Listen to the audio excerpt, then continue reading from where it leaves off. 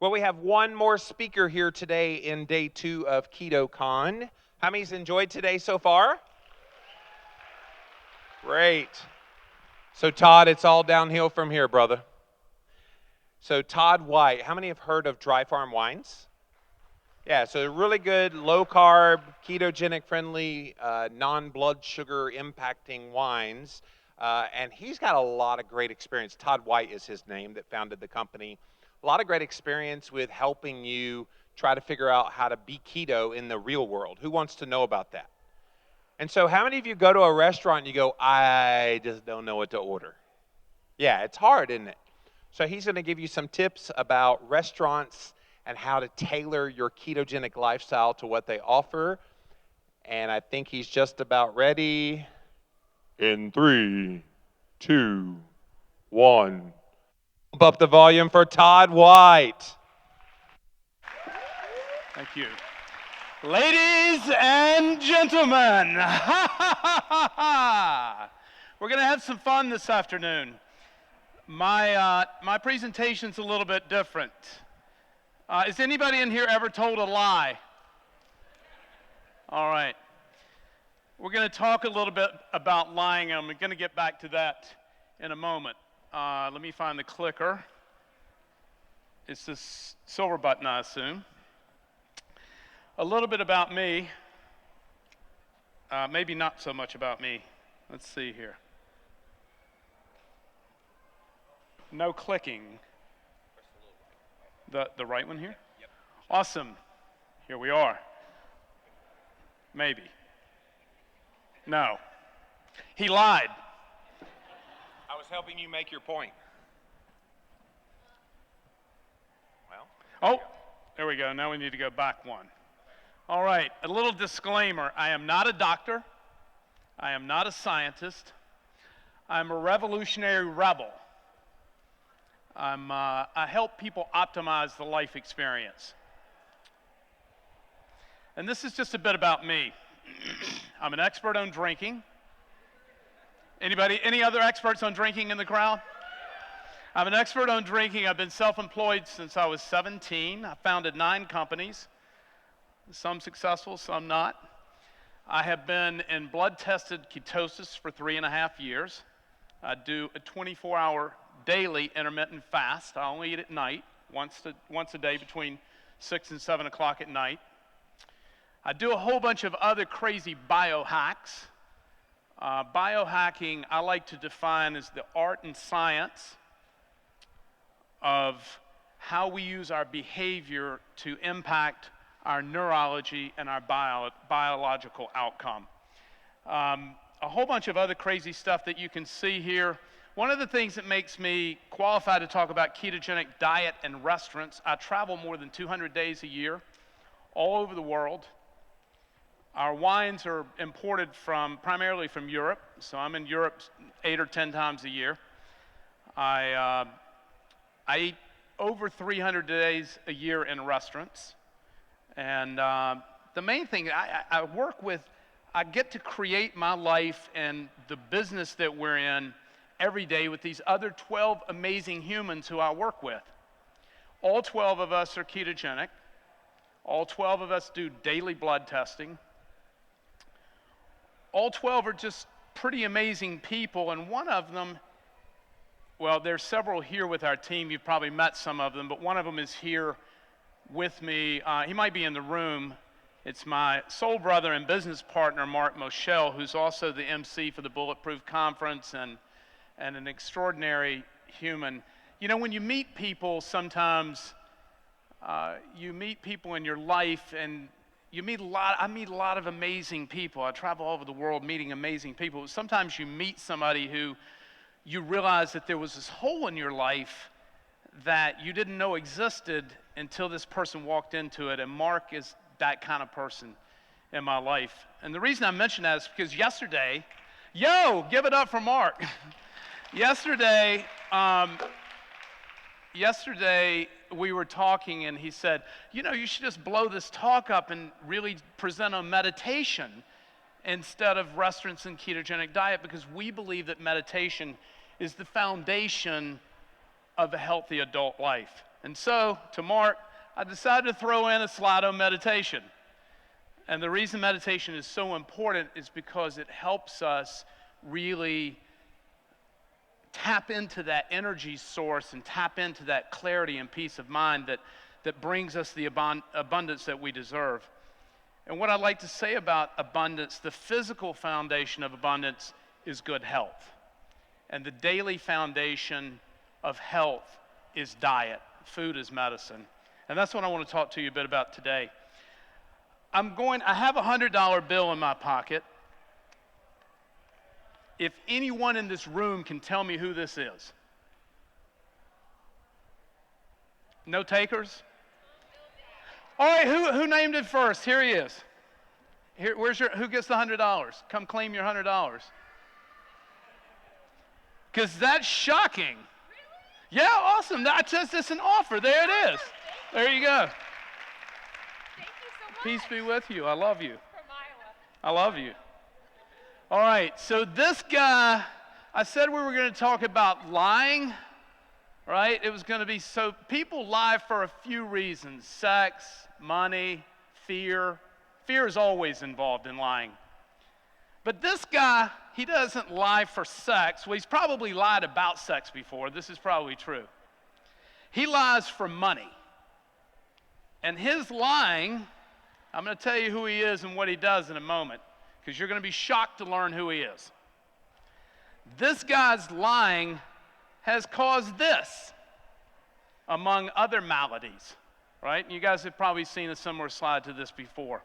And this is the epidemic rise of obesity and chronic illness in America.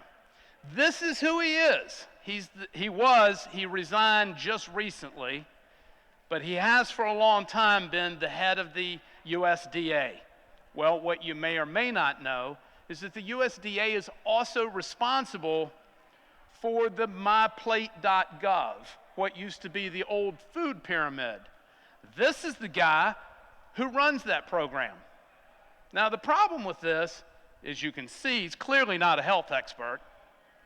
His real job at the USDA is to sell wheat, corn, and sugar. That's his real job. He's an expert on making you sick and making the rest of 2 generations of Americans sick. Now, there's one note to take about Tommy. I don't take diet advice from people who don't have the health I want. And he clearly doesn't have the health I want. But this is who tells Americans how to eat. Now, they've done a really good job of it, because as you can see, sugar consumption, corn, and high fructose corn syrup has skyrocketed, right, in addition to the sale of grains. So the USDA and their friends have been very busy creating SAD, the standard American diet. Greed is what fuels all that, money. It didn't start with Tommy, though. This started back when this originally came to be, which was in 1977, when the original nutritional guidelines were published. They actually came out in 1979 or 1980, and then they were adapted all over the globe. These recommendations from the USDA. The problem is that, like this character here, Dr. Mark Hedgestad, was one of a group of scientists at Harvard that the sugar industry, are you guys familiar with this story? Do you know this story? Everybody here know this story? In the 1970s, in the 1960s and 70s, the sugar industry paid a bunch of scientists to proclaim that fat was the enemy and that sugar was okay. This guy, one of the scientists who was paid, went on to become an executive at the Department of Agriculture, and in 1977 helped publish the original recommendations. It didn't actually start there either. It really started in 1961. I'm sure many of you know this story with a scientist named Ansel Keys, who was in that picture there on Time magazine. And as you can see, the fraud kind of spanned across decades from 1961 up until finally in 2014, when Time actually recommended that we start eating butter. So that brings us to That's where the lie started. Now I want to talk just a moment about restaurants and the ketogenic lifestyle. So we have a whole bunch of food porn here. And I want to tell you, this photograph is taken, I took this photograph at a restaurant in London last year. This is a piece of salmon floating in some jalapeno hollandaise sauce, and as you can see, some trout roe. So I really want to talk about the extraordinary pleasures of the ketogenic lifestyle. And so when I think about eating in restaurants, it's a real simple rule set. I get this question. I speak about ketogenic diet and ketosis and wine all over the country. And one of the most common questions that I get is, how do you do this when you travel? You know, how do I eat in restaurants? And it's really quite simple. It's super simple. The foundation of restaurant choices is just none of the white devils. So no bread on the table. If I get a cheeseburger, which I'll cover that in a moment, and I commonly do, I just get it without bread, right? And so it's sugar, rice, corn, flour, and potatoes, although I give you a disclaimer, I occasionally eat French fries, just because I happen to like them. Any other French fry lovers in the crowd? All right, so anyway, I also don't eat fruit of any kind. The number one challenge for being ketogenic and eating in restaurants is access to high-quality, healthy fats. I happen to live in a place, I live in Northern California, in the Napa Valley. We don't sell or drink domestic wines, but we live there because it's such a beautiful place. Has anybody ever been to Napa? Yeah, all right, so it's a beautiful place. That's why we live there. The great news is there's nothing to do in Napa Valley but eat and drink. Right? There's absolutely nothing there because of the zoning laws that were created in the 1960s, which is why it's so beautiful. There's no development there, and there's no commercial activities other than wineries and hotels and restaurants, basically. So all there is to do there is to eat and drink. The great news for me, and one of the reasons I live there, is because some of the best restaurants in the world are there. Many of you have probably heard of the French Laundry. I live 5 minutes from the French Laundry. It's thought to be the best restaurant in America.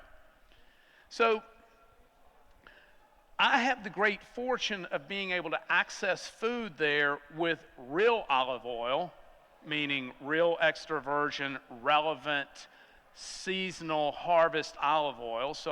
I have access to high quality fats. But most of you living across the country don't always have access to these grass-fed butters and high quality fats. And so to me, that's the primary challenge. You know, we have dedicated our life, we're in the wine business. I taste about 100 wines a week. Are there wine lovers here? All right. I taste about 100 wines a week. It's a terrific job. And I travel all over the world buying wines. We're taste experts. Our life is dedicated to an obsession of taste. So our customers don't only depend on us as the most trusted wine brand in America, the most trusted healthy wine brand in America, but they also trust us to have an aesthetic, a taste aesthetic that is pleasing. So we are just obsessed with taste, and it's one of the reasons that I'm on a ketogenic diet is because it's so delicious. And so I want to talk about some food today. I often hear people tell me how hard it is to be on a ketogenic diet. It's so hard to be compliant. I don't have that problem with compliance, and I'm going to show you how I eat. This is salmon swimming in more hollandaise. This is more salmon with a yogurt sauce. This is in Portland. The prior picture was at Chez Panisse in California. These are fried artichokes swimming in olive oil and almonds and Parmesan cheese. This is, again, a fried artichoke I had in London with this aioli. Super fatty, right? Who doesn't love artichokes? More fat. Fat. You can see those artichokes are brushed and swimming in fat. I guess, are the pictures translating okay for you guys? All right. This is tallow, beef fat, swimming in a chimichurri with, you can see the olive oil, the pool of olive oil that this is swimming in. Again, this bistecca, a restaurant in San Francisco, you can see the delicious fattiness on that. This is a dish I had in Italy. It's actually pork. It's swimming in its own fat. Charcuterie, one of my favorite go-to fatty dishes, right? You can get this Lots of places around the world. This is, again, more charcuterie. These are cuts of meat that I had in Italy. I love fat, right? And you can see how fatty these cuts are, which are just amazing. This is Vil Tonnato I had in Italy. This is with Vil Carpaccio. Just you can see that fat swimming in the background. Another favorite go-to, beef tartare, fatty, rich, delicious egg, raw egg on that. This is another. Does anybody know what this is?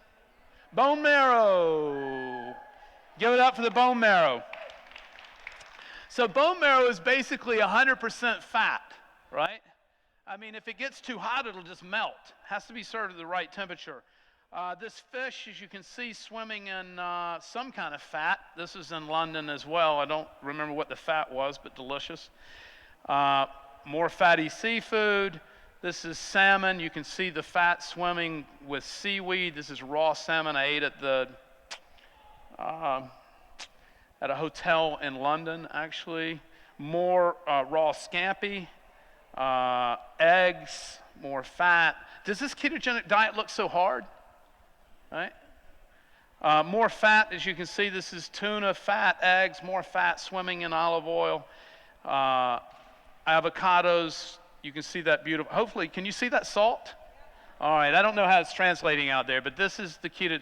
This, my friends, is duck confit swimming in its own fat. Pretty delicious. Fried cheese. I also eat a lot of roasted peppers with olive oil and cheese, because roasted peppers actually have among the highest concentration of vitamin C of any food you can eat. It's 5 times the vitamin C of an orange. Not that you would eat an orange. Eggs swimming in butter, more eggs. Eggs are just like a universal go-to food on my diet. It's super easy anywhere in the world to get eggs. More asparagus, more avocado, more fat. Again, this is one of my favorite dishes from last year. This is grilled romaine lettuce swimming in fat, olive oil with pancettas. Anybody ever eaten grilled lettuce? Rock star, love it. A frittata, flour-free. One of my favorite go-to foods around the world, escargot, swimming in butter. Another version of escargot at a Paris restaurant in Paris, swimming in butter. I guess y'all can see that swimming going on there, right? All right. Everybody with me so far? Does this look too hard? All right, so this is foie gras, seared foie, as you can see, swimming in its own fat. This is a torchon of foie, which is the cold version. The prior version was the hot version. Anybody here eating foie? All right, I'm a big foie fan. This was at a restaurant in Amsterdam just a couple months ago.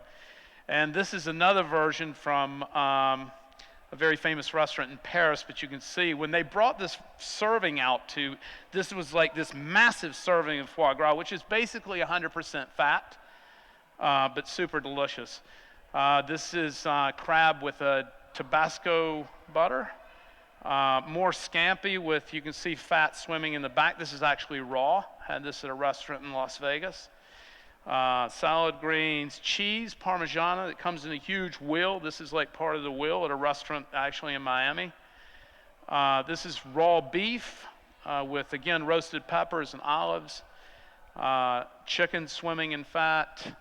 Bok choy swimming in fat. Raw fish swimming in fat, as you can see, with this beautiful, beautiful side of greens. When we go into restaurants, this is from one of the restaurants we eat most often at in Napa. This is where we do a lot of wine tastings. We're in there 2 or 3 times a week, so they just bring us these containers of fat, right to the table as soon as we sit down, because we put it on everything. Like this is from the same restaurant, where this is grilled salmon and broccoli, and you can see swimming in olive oil. Anybody here put butter on their salmon? Yeah, it's delicious. This is filet, more butter heaved up on there. Again, remember roasted peppers, you can see swimming in their own fat. And this is probably my go-to dish of all over the planet. It's always dependable. It's the lonely cheeseburger, right? I love cheeseburgers. I just don't eat the bread. I'm sure most of you do the same thing. Everybody here eat bunless cheeseburgers. Hard to see the audience here. Yeah, awesome, awesome. So that's a go-to. And then finally, we drink wine when we eat, right? And so we probably drink a little more wine than most people. But this was actually at a wine tasting in the same restaurant I just mentioned. And you can see our Precision X meter that we pulled a shot from here. Our wines do not take you out of ketosis. Most wines will because they contain sugar and a whole bunch of other poisons. But so anyway, we drink an awful lot of wine. I'm going to open up for any Q&A. Anybody have any questions about money, sex, greed, power, ketosis, restaurants, food? Anybody, any questions?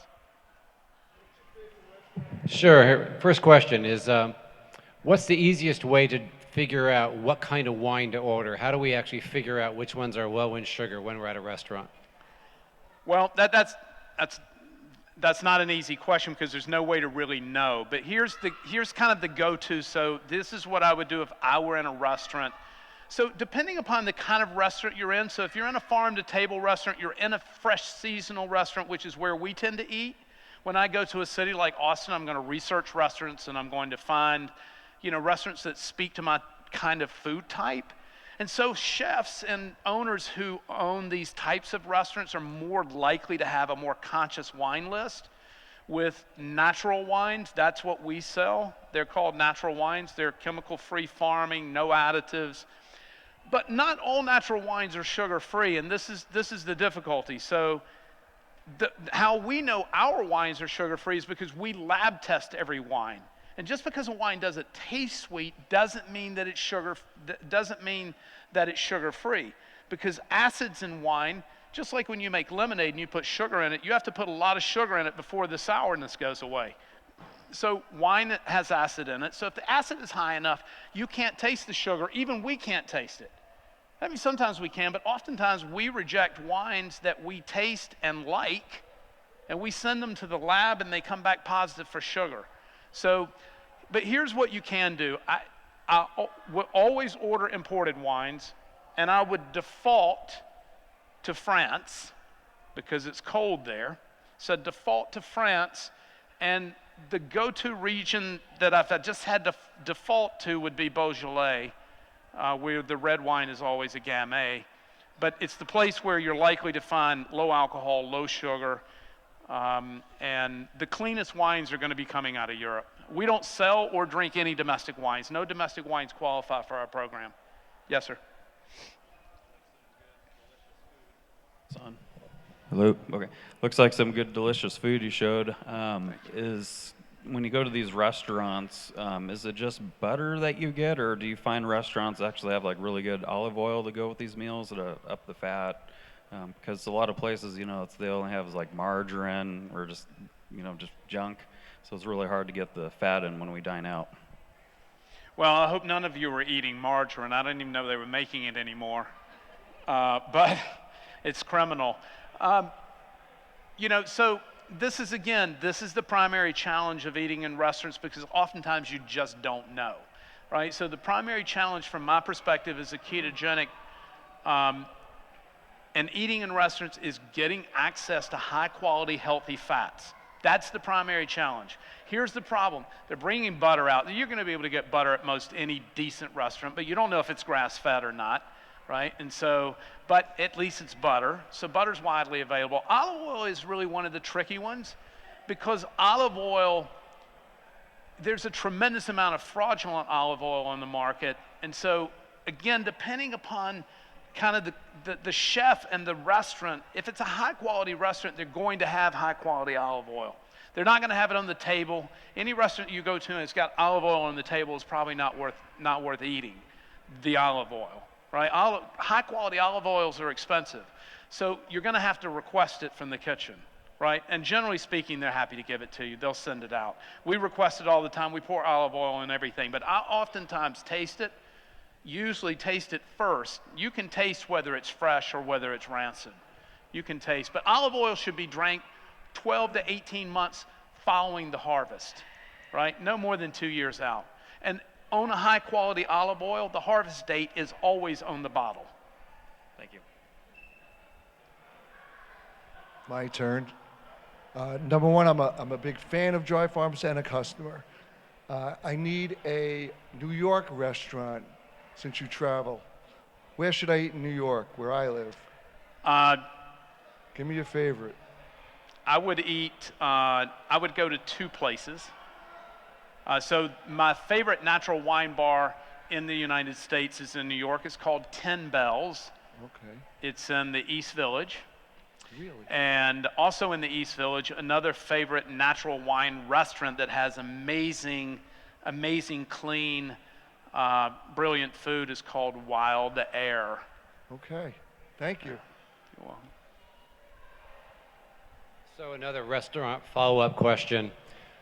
I find whenever I go to restaurants, I deconstruct their menu. I look at the Absolutely. items and I deconstruct what Thank they you for have, and I mentioning that. take the meat here and I take this side there. So okay, I take this cream spinach, which doesn't go with the the steak that I want, but I say I need this plus that.